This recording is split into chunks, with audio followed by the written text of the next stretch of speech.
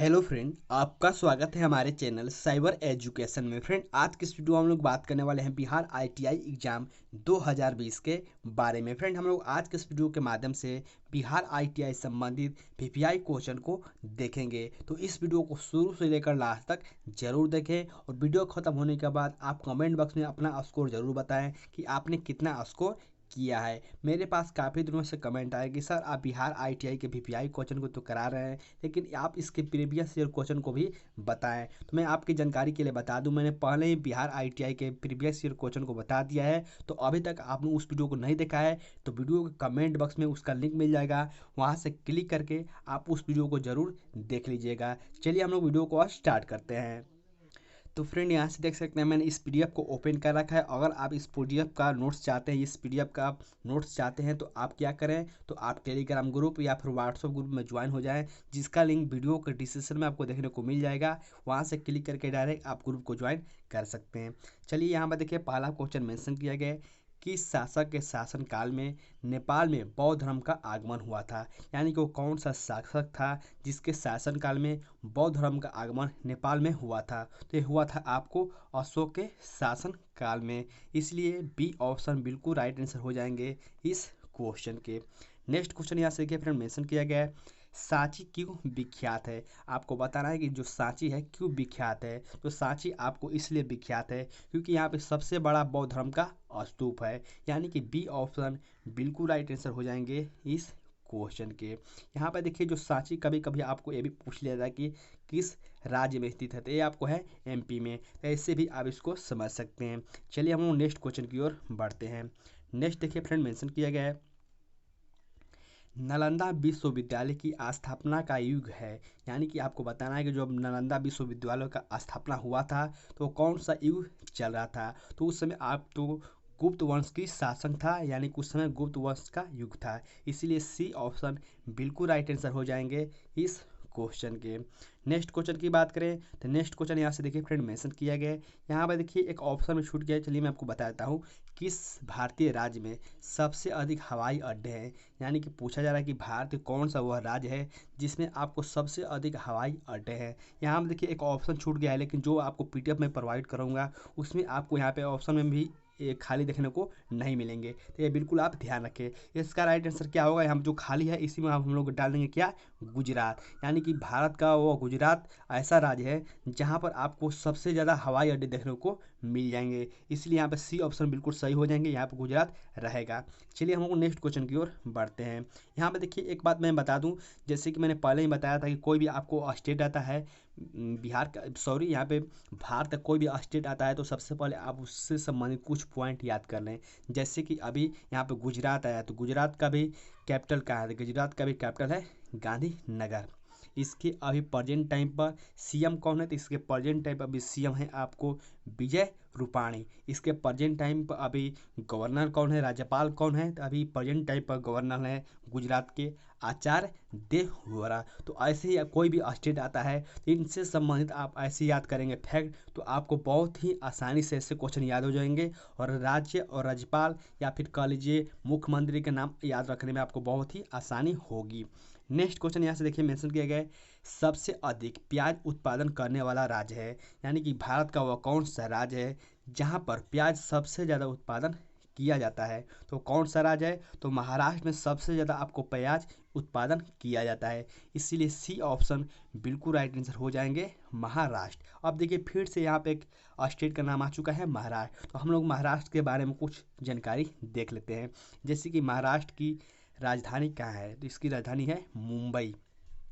Present time पर अभी महाराष्ट्र के सीएम कौन है, तो अभी प्रेजेंट टाइम पर महाराष्ट्र के मुख्यमंत्री हैं उद्धव ठाकरे। अभी इसके प्रेजेंट टाइम पर गवर्नर कौन है, राज्यपाल कौन है, तो वह है आपको भगत सिंह कोश्यारी। और इसके प्रेजेंट टाइम पर अभी उप मंत्री कौन है, उप मुख्यमंत्री, ठीक है, डिप्टी सीएम इस कौन है, तो अभी हैं इसके अजित पवार। तो बिल्कुल ऐसे आप फैक्ट याद करते रहिए, आपको बहुत ही आसानी से बहुत सारे क्वेश्चन याद हो जाएंगे। चलिए हम लोग अब नेक्स्ट क्वेश्चन की ओर बढ़ते हैं। नेक्स्ट क्वेश्चन यहाँ से देखिए फ्रेंड, मेंशन किया गया है, भारतीय संविधान सभा ने भारतीय राष्ट्रीय ध्वज की रूपरेखा को अंगीकार किया था।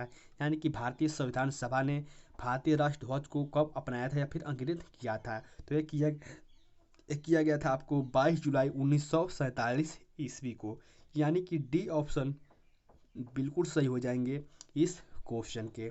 नेक्स्ट क्वेश्चन यहाँ से देखिए फ्रेंड मेंशन किया गया है, निम्नलिखित में से कौन सी एक फसल भारत में पुर्तगाली द्वारा लाई गई थी। यानी कि यहाँ पे बताना है कि यहाँ पे देखिए 4 फसल बताए गए हैं, इनमें कौन सा फसल है जो कि आपको पुर्तगालियों द्वारा भारत में लाई गई थी। तो वो फसल आपको है मिर्च, यानी कि मिर्च ऐसी फसल है जो आपको पुर्तगालियों द्वारा लाई गई थी, जो भी हमारे भारत में चल रही है या फिर हम लोग जो मिर्च खाते हैं। इसीलिए आपको डी ऑप्शन बिल्कुल राइट आंसर हो जाएंगे इस क्वेश्चन के।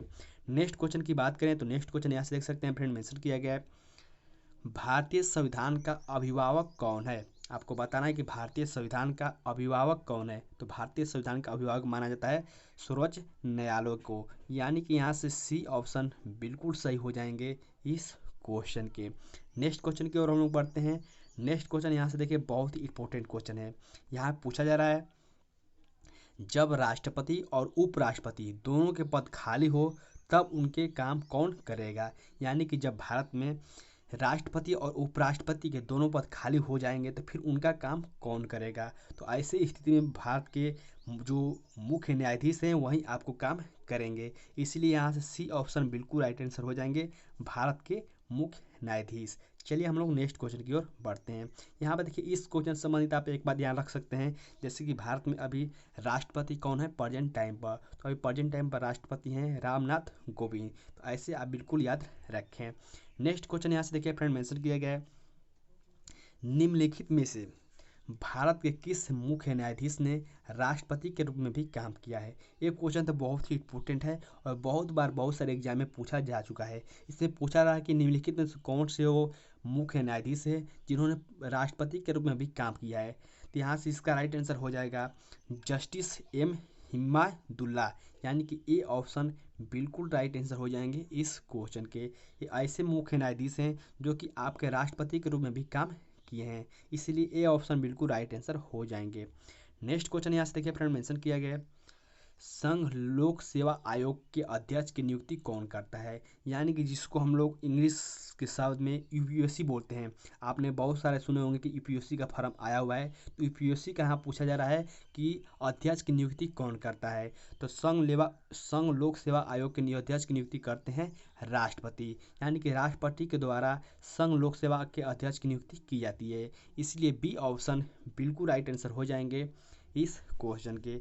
अब देखिए यहाँ पे यूपीएससी की बात आई है तो हम लोग यूपीएससी से संबंधित कुछ जानकारी ले लेते हैं। जैसे सबसे पहले तो हम लोग बात करते हैं कि यूपीएससी की स्थापना वर्ष क्या है। बहुत सारे एग्जाम में पूछ लिया जाता है कि यूपीएससी या फिर संघ लोक सेवा आयोग की स्थापना कब हुई थी। तो इसकी स्थापना हुई थी आपको 1 अक्टूबर 1926 ईस्वी में। तो ये भी बिल्कुल आप याद रखें। चलिए हम नेक्स्ट क्वेश्चन की ओर बढ़ते हैं। नेक्स्ट क्वेश्चन यहाँ से देखिए फ्रेंड मेंशन किया गया है, संघ लोक सेवा आयोग के अध्यक्ष अपना त्यागपत्र किसको सौंपता है। यानी कि यहाँ से पूछा जा रहा है कि जो संघ लोक सेवा का आयोग के अध्यक्ष होता है, यानी कि यूपीएससी का कोई भी अध्यक्ष है और वो अपना त्यागपत्र सौंपना चाहता है, किसी को देना चाहता है, तो अपना त्यागपत्र किसे देगा। ये देगा आपको राष्ट्रपति को ही, यानी कि यहाँ से ए ऑप्शन बिल्कुल सही हो जाएंगे इस क्वेश्चन के। और यहाँ पर देखिए राष्ट्रपति संबंध, जैसे कि मैंने पहले ही बताया कि राष्ट्रपति अभी हम प्रेजेंट टाइम पर हैं रामनाथ कोविंद। और कभी कभी आपको ये भी पूछ लिया जाता है कि जो राष्ट्रपति अभी बने हैं रामनाथ कोविंद, ये कौन से नंबर के हमारे राष्ट्रपति हैं। तो ये आपको 14वें नंबर के राष्ट्रपति हैं। ये भी बिल्कुल आप याद रखें। नेक्स्ट क्वेश्चन यहाँ से देखिए फ्रेंड मेंशन किया गया है, महात्मा गांधी दक्षिण अफ्रीका से भारत किस वर्ष लौटे थे। यानी कि ये पूछा जा रहा है कि महात्मा गांधी जब दक्षिण अफ्रीका गए थे तो उस समय भारत कब लौटे थे। यानी कि आपको वर्ष बताना है किस वर्ष लौटे थे। तो महात्मा गांधी लौटे थे 1915 ईस्वी में।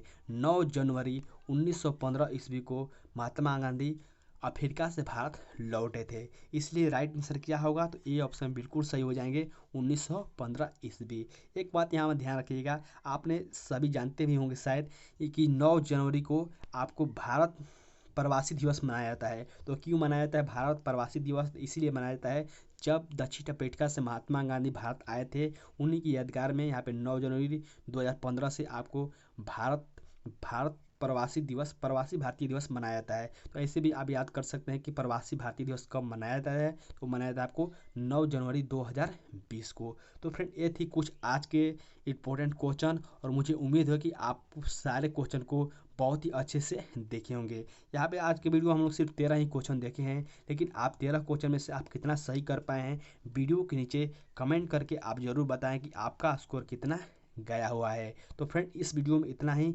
और एक बात और, अभी तक आपने हमको सोशल मीडिया पर फॉलो नहीं किया है तो यहाँ से देख सकते हैं सोशल मीडिया के सारे लिंक देखने को मिल जाएंगे।